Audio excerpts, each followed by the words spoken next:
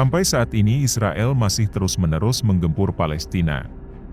Meskipun berbagai negara bahkan PBB sendiri sudah mengecam tindak Israel, tapi negara tersebut enggak sama sekali mengurangi bahkan menghentikan serangannya ke Palestina.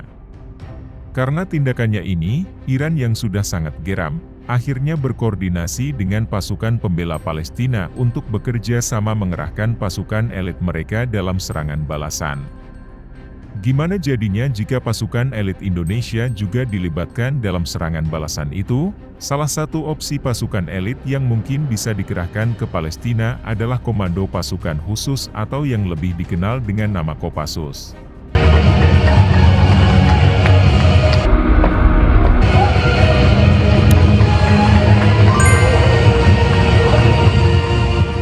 Lantas yang jadi pertanyaannya, apa jadinya jika pasukan khusus Indonesia dikerahkan ke garis depan saudara kita di Timur Tengah? Penasaran dengan pembahasannya? Setelah ini kita bahas satu persatu pasukan Kopassus.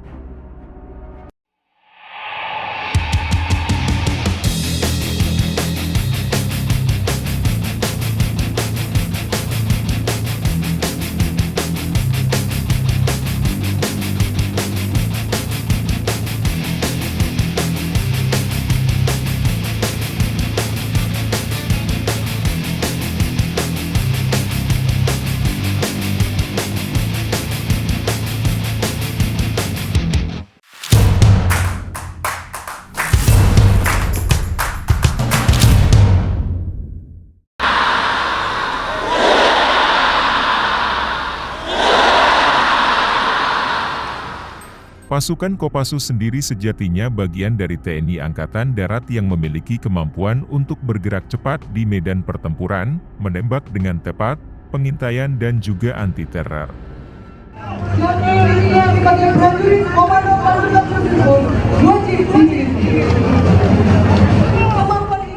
Gak cuma itu saja, pasukan elit tanah air ini juga bertugas untuk mampu melakukan direct action atau serangan langsung menghancurkan instalasi vital dan logistik musuh, combat SAR dan terakhir operasi intelijen khusus. Sejatinya pasukan barat ini udah digodok sedemikian rupa agar memiliki kemampuan yang handal di medan perang. Salah satu kemampuan yang wajib dimiliki seorang pasukan Kopassus adalah bela diri.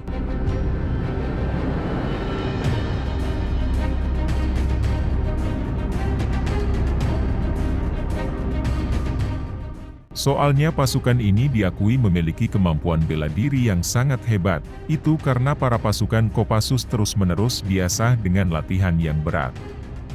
Latihan yang berat dan juga sangat ekstrim bagi pasukan Baret Merah, ini adalah latihan Doper. Latihan ini sangat ekstrim bahkan, menarik banyak perhatian dari medan asing.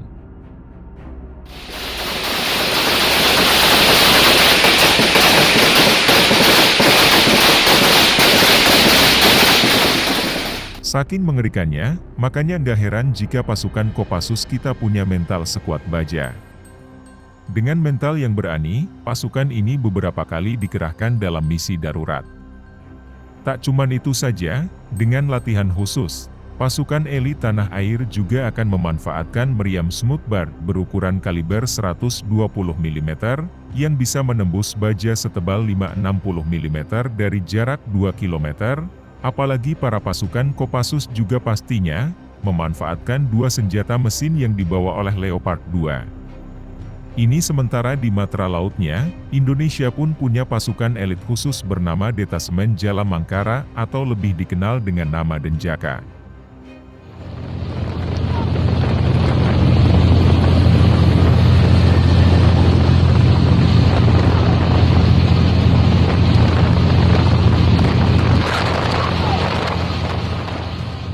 Pasukan Denjaka sendiri dibentuk untuk membina kemampuan anti-teror dan anti-sabotase di laut dan daerah pantai, serta kemampuan klandestin aspek laut lainnya.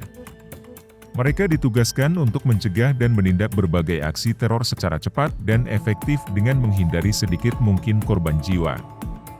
Kemampuan pasukan elit ini enggak main-main, soalnya satu pasukan Denjaka setara dengan 120 personel TNI biasa. Makanya ketika pasukan ini dikerahkan jumlah gak begitu banyak, karena satu pasukan setara dengan 120 personel biasa.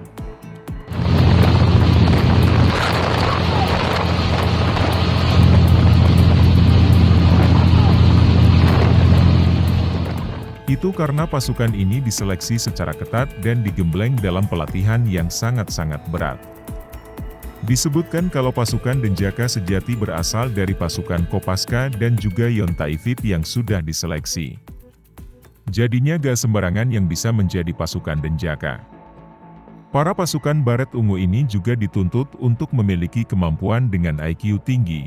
Tujuannya karena pasukan elit ini sering melakukan operasi penyusupan sehingga dibutuhkan kemampuan menyerap materi secara cepat dan bias mengaplikasikannya di lapangan. Dalam proses pendidikan, pasukan Denjaka teori di ELAS hanya memuat 20% saja. Selebihnya mereka akan praktik langsung di medan hutan, laut dan juga udara.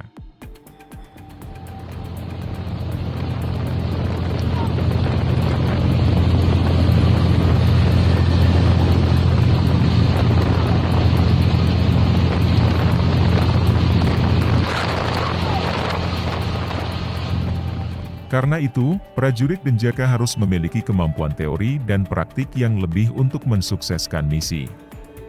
Yang paling mengerikan dari latihan pasukan Denjaka adalah berenang dengan tangan dan juga kaki terikat. Bisa kalian bayangkan gimana sulitnya berenang dengan kondisi tangan dan juga kaki terikat? Tujuannya sudah jelas untuk melatih daya tahan, kemampuan menyelamatkan diri dan bertahan hidup yang tinggi.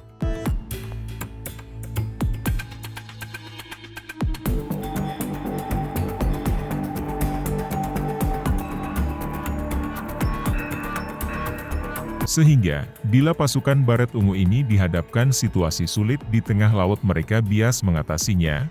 Tapi tentunya bukan hanya 3 latihan ini saja yang akan dilakukan oleh pasukan Denjaka, karena mereka juga akan dilatih untuk melakukan beberapa kemampuan khusus seperti menembak, lari dan berenang.